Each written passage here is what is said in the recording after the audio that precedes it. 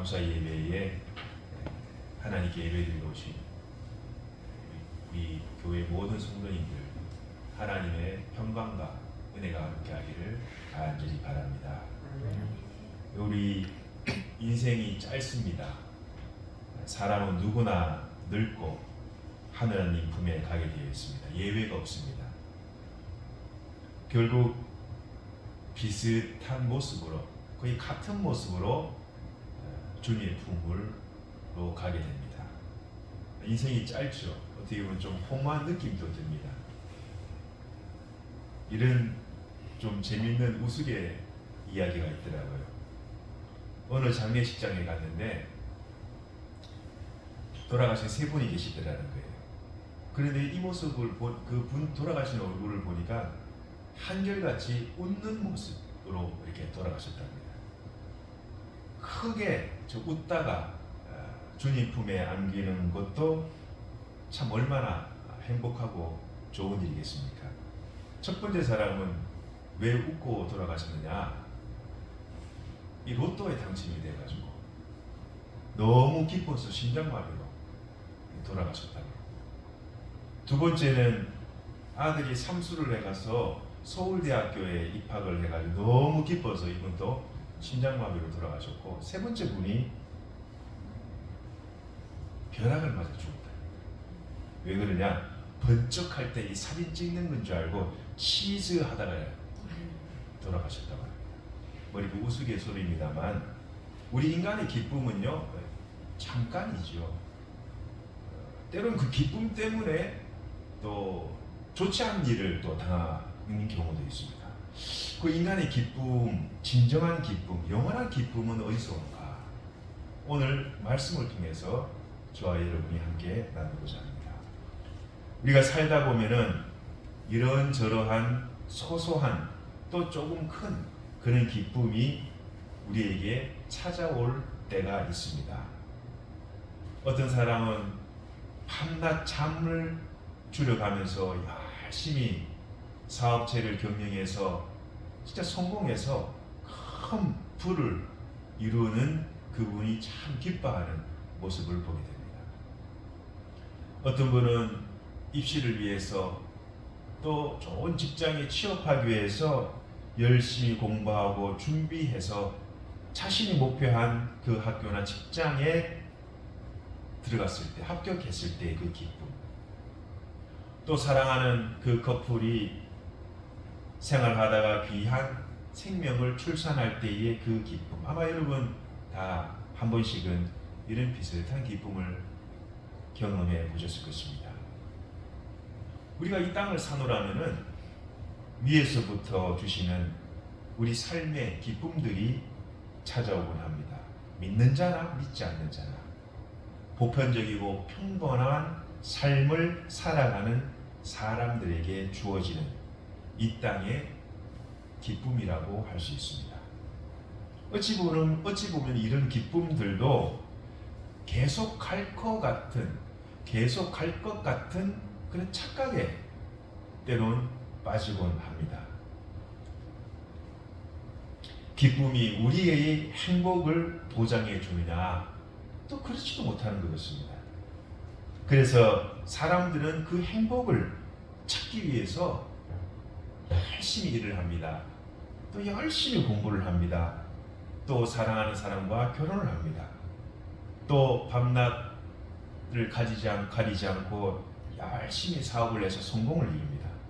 그러나 그 기쁨도 어찌 보면은 순간적인 거고 잠시입니다. 그러나 우리를 죄에서 구원하시고 이 땅에 오신 아기 예수님의 그 탄생은 믿는 자들에게 큰 구원의 기쁨과 감격을 주는 줄을 믿습니다. 세상 사람들이 인정하든 인정하지 않든 우리 성도들의 자기 처한 상황과 어떤 여건, 그 사람의 어떤 기분과 감정을 떠나서 그거에 관계없이 하나님이 우리에게 주신 영원한 기쁨이요 영원한 행복이 바로 우리에게 선물로 주신 아기 예수님에게 들어있다라는 것입니다. 여러분, 구원의 기쁨, 구원의 감격을 가지고 살아가고 계십니까? 어떤 목사님이 말입니다, 울고 계셨대요. 그래서 한 부인이 목사님에게 가까이 와서 이렇게 물었습니다. 목사님, 왜 울고 계십니까? 뭐 힘든 일이라도 있으세요? 아니면 슬픈 소식이라도 들으셨습니까? 그러자 이 말을 들은 목사님은요, 그 눈물을 그치고 차분하고 좀 심각한 표정으로 그 부인에게 이렇게 이야기했다고 합니다. 부인, 지금 제가 이렇게 눈물을 흘리며 울고 있는 이유를 알고 싶습니까? 그것은 말입니다, 오늘 제가 십자가를 생각해도 아무런 감동이 없던 것이었습니다. 이 사실이 나에게는 너무나도 가슴 아프게 느껴집니다. 나에게 이런 십자가의 감격이 없고 이렇게 메말라 있는데 어떻게 다른 사람에게 예수님에 대해서, 십자가에 대해서 말을 할 수 있겠습니까? 여러분, 우리 인생의 기쁨이 사라지는 이유가 뭔지 아십니까? 구원의 감격이 사라지는 이유가 뭔지 아십니까? 바로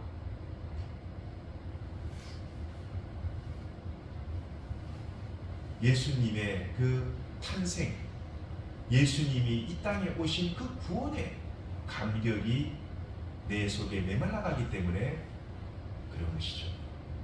우리 신앙생활의 최대의 위기가 뭔가 외부로부터 주어지는 핍박과 환난과 어려움이라고 생각하겠지만 그렇지 않습니다. 실제로 이 교회의 수천 년의 역사를 이렇게 살펴보면은 그런 어려운 시대일수록 교회는 그 교리의 순수성을 유지하고 많은 교회가 성장을 했습니다. 오히려 성장을 했습니다. 그러나 교회가 쇠퇴하고 신앙생활이 점차 퇴색되어 가고 심각한 이유는 뭐냐? 바로 이 구원의 기쁨이 사라지고 논리와 형식에 치우쳐지는 형식적인 신앙생활이 우리 그리스도인들에게 더 큰 위기요 구원의 감격을 갉아먹는 것이라는 것이죠. 구원의 감격, 예수님이 오셨다는 이 기쁨, 하나님의 큰 선물, 우리가 오늘 이 시간 그 구원의 기쁨이 회복될 수 있기를 주님의 이름으로 간절히 축원드립니다. 예수님은요, 이 땅에 그 냄새나는 막간에서 태어나셨어요. 그리고 그 삶이 평탄하지 못했습니다. 태어나자마자 애국 땅으로, 이방 땅으로 피난을 가야 했습니다. 헤롯 왕이 2살 아래의 아이들이 다 그야말로 목이 달아나는, 어떻게 보면 예수님의 오심이 기쁨이지만은 반대편에 보면, 반대쪽으로 생각하게 되면 예수님의 오심으로 그 베들레헴에 있던 2살 아이들, 2살 이하의 아이들 무참하게 죽임을 당한 그 아이러니한 상황이 있는 것이죠. 누구에게는 기쁨이지만 또 누구에게는 큰 고통의 시간이었을 것입니다. 평탄치 않았던 예수님의 삶도 결국 제자들에게, 사람들에게 배신당하고, 그렇게 믿었던 제자들이 다 뿔뿔이 다 흩어지고 도망가고 내 목숨을 다해서 예수님을 따라가겠노라고 그렇게 하나님 앞에, 주님 앞에 맹세하고 다짐했던 사람들이 자기의 환경과 여건과 상황이 싹 변하니까 다 덩치고 떠나버리는 거예요. 이것이 인간의 모습입니다. 사람들에게 큰 기대하지 마시기 바랍니다. 오직 예수님만 바라볼 수 있기를 간절히 바랍니다. 예수님이 십자가의 그 고난과 저주와 하나님으로부터 철저하게 버림을 당해버렸어요. 유기를 당해버렸어요. 끝내 죽음으로 고통의 그 과정을 다 감내하셔야 했습니다. 왜요? 왜 그랬을까요? 우리 아기 예수님이 왜 그런 고통과 배신과 저주와 버림을 당하는 그런 엄청난 심적인 고통을 당하고 결국은 십자가의 죽음으로 그 이 땅에서의 육신의 삶을 마감하셨을까요? 바로 우리들에게 기쁨과 안식과 평안을 주시기 위해서입니다. 우리가 이걸 알아야 됩니다. 예수님께서 고통과 고초를 당하셔야만이 우리가 쉼과 평안과 안식을 누릴 수 있기 때문입니다. 성령으로 잉태된 아기 예수님은 구약의 수많은 예언자들의 예언과 기이한 징조를 통하여 예언되어 오신 우리의 구원자시요 우리의 주님이십니다. 예수님은 다른 신들과 비교가 안 되는 견줄 수 없는 하나님이십니다.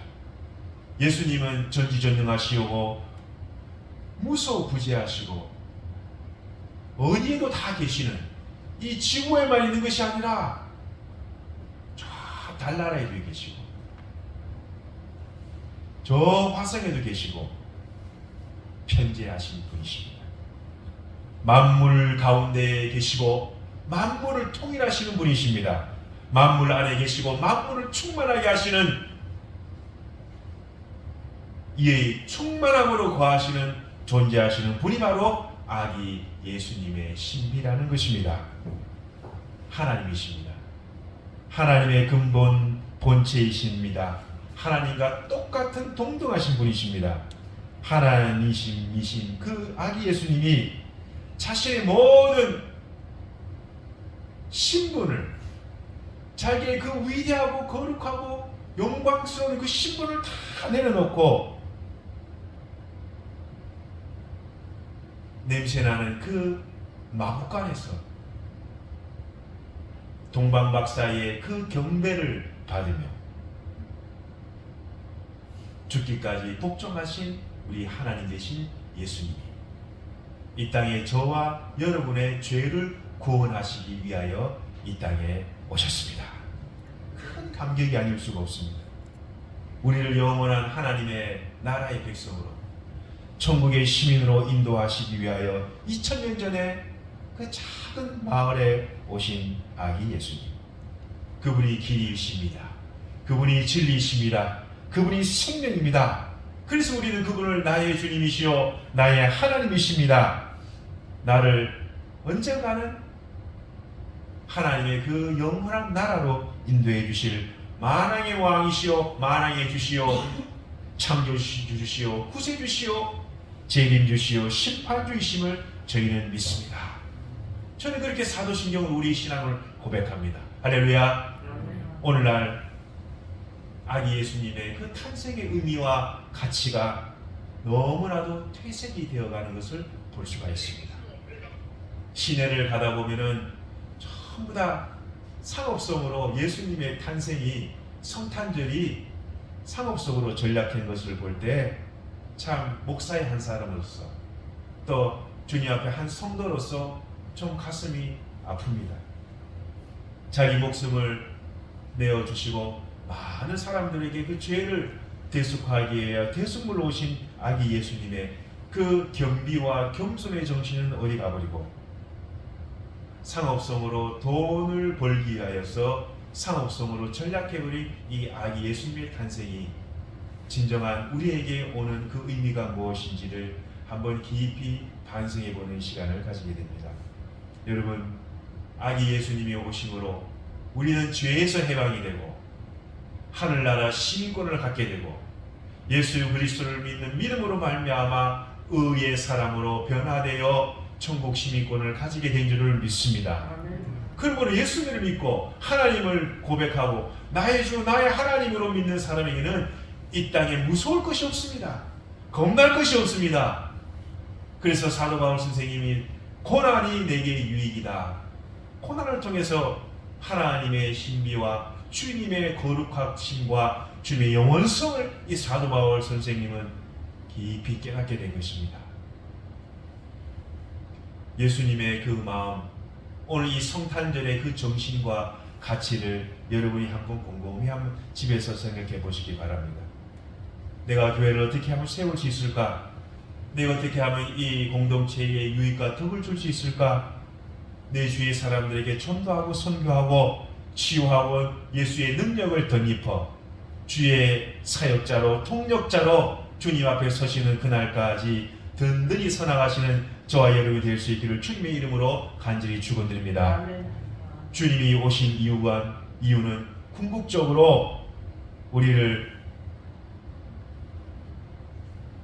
죄에서 구원하시기 위하여, 인류를 구원하시기 위하여 이 땅에 오셨습니다.